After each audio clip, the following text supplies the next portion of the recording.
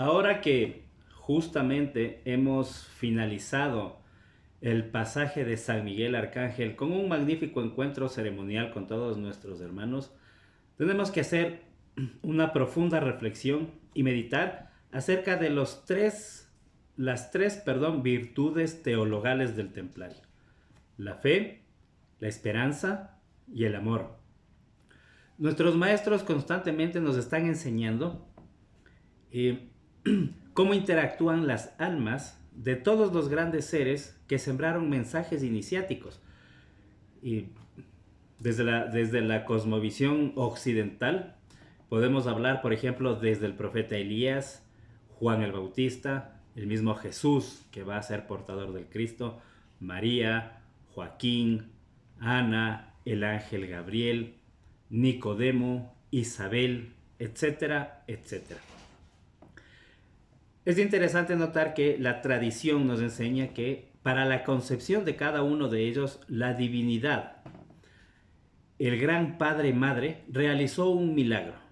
Isabel, por ejemplo, la madre de Juan, era anciana y estéril. Lo mismo ocurrió con María, con sus padres, es decir, Joaquín y Ana también eran estériles.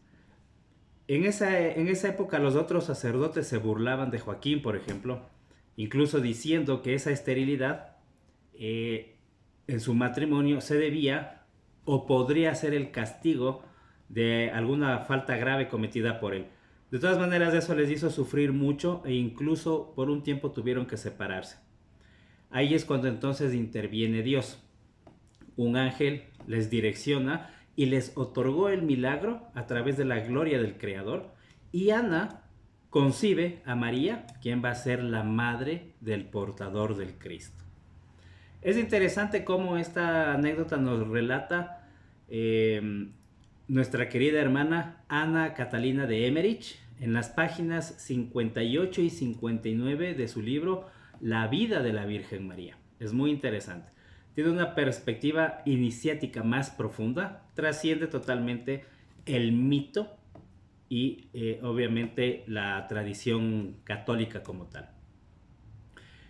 Nosotros los templarios conocemos muy bien la tercera persona de esta Trinidad. Una que es la que obra en las alquimias perfectas. Y encontramos gran relación entre todos estos relatos, incluso conexiones con el mito Adán-Eva.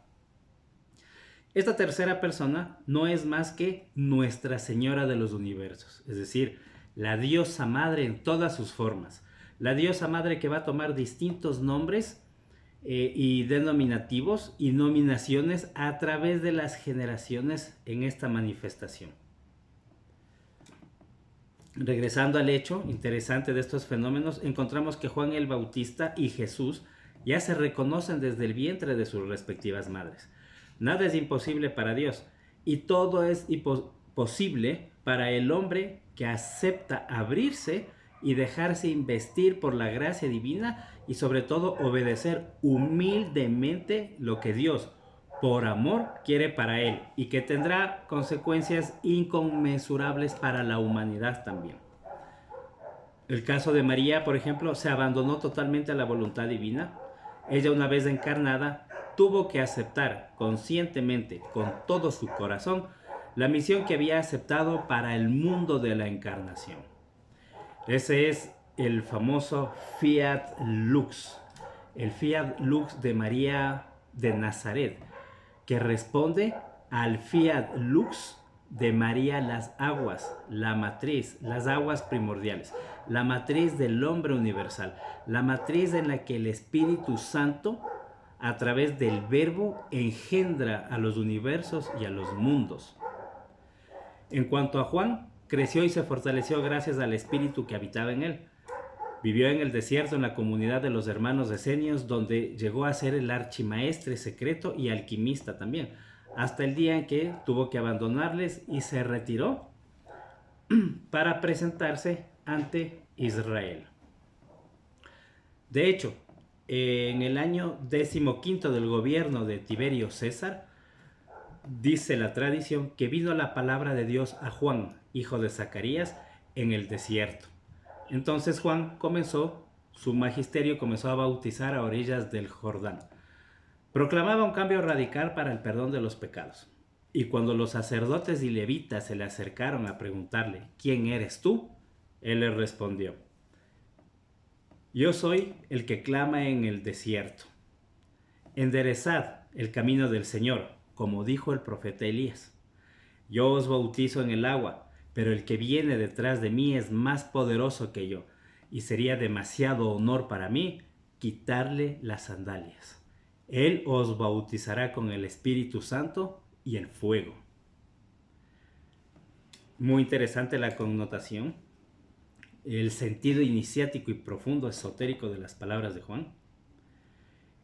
Fue el momento que Juan Bautista bautiza a Jesús cuando se cumple su misión. El bautismo de Jesús en el agua del Jordán fijó definitivamente al Espíritu de Cristo en Jesús, es decir, confirmó esa unificación y puso fin a una bilocación. Juan el Bautista sabía que su misión había llegado a su fin, así lo hizo saber a sus discípulos. Por eso es que se despide diciéndoles, yo no soy el Cristo, pero he sido enviado antes que Él. Esta es mi perfecta alegría, es necesario que Él crezca y que yo disminuya. En el bautismo de Jesús, la palabra o fuerza del verbo que animaba a Juan el Bautista se fija en Jesús. Es lo que conocemos nosotros como precisamente la fijación alquímica. Al fijarse, se funde con la palabra que vivifica al Mesías. Es decir, hay una unificación a nivel vibracional, si cabe el ejemplo, de ambas energías que contienen la fuerza de la palabra. Y a continuación ya conocemos la historia. Juan es detenido, encarcelado y decapitado. Juan se convierte para nosotros en un testigo, pues fue un testigo, un portador de la palabra y un testigo de la palabra de Dios en Jesús. Toda su vida actuó con obediencia, con fidelidad, con humildad, se abandonó a la voluntad divina. Vivió la perfección, la divisa de los templarios, que es del non nobis, el famoso non nobis de la orden del temple. Él la vive a la perfección. El non nobis, como ustedes recuerdan, mis hermanos, nada para nosotros, Señor, nada para nosotros, sino todo sea para la gloria de tu nombre. Es necesario recordar que los esenios eran los templarios en la época de Cristo, tal como nos enseñan también los juramentos templarios. Cabe recordar también que es muy importante meditar sobre cuántos de nosotros, cuántos en realidad nunca hemos roto ese juramento templario. La obediencia, la fidelidad a nuestra misión templaria, a las directivas emanadas de los maestros en gloria solar. ¿Cuántos no hemos fallado alguna vez? Pero nosotros siempre estamos evocando a la humildad, la humildad. Si supieran cuántas personas han llamado a la puerta de la orden del temple diciendo, siempre se acercan diciendo, he sido iniciado en esto, soy gran maestre de tal o cual, soy fulano de tal, mi rango es este, mi cargo es este, he aprendido con tal persona, quiero entrar a la orden del temple para perfeccionar mis conocimientos. Y a ese instante desenrollan todos los títulos que puedan tener. Cuando se les hace saber que a los maestres no les importan ni los títulos ni los conocimientos, que solamente requieren corazones puros y humildes dispuestos a servir y obedecer humildemente a la autoridad espiritual que guía el egregor supraterrestre, se van, se dan la vuelta y se van, porque no entienden dónde están. No queda nadie. Hay que recordar el testimonio de Juan, la humilde palabra del precursor. Sería demasiado honor para mí quitarle las sandalias. Esa es una entrega a Dios. Qué mejor ejemplo también tenemos que el de María. La única pregunta que se hace ella es ¿cómo? ¿Cómo conseguir a través de ella lo que Dios quiere? Recuerda la respuesta que le da el ángel. El Espíritu Santo vendrá sobre ti y el poder del Altísimo te cubrirá con su sombra. Yo soy la esclava del Señor, hágase en mí según tu palabra. Esa es la respuesta de María de Nazaret. La humildad y el abandono de María es la fe serena de María. Ese es el ejemplo que nos está dando. Esa humildad que se necesita como primer paso para alcanzar la fe verdadera. No los dogmas, nada de los dogmas, ni de filosóficos, ni de base filosófica, ni religiosos. No los dogmas, es el ejemplo, es de entender en el contexto iniciático esotérico el ejemplo que todos estos maestros nos están dando.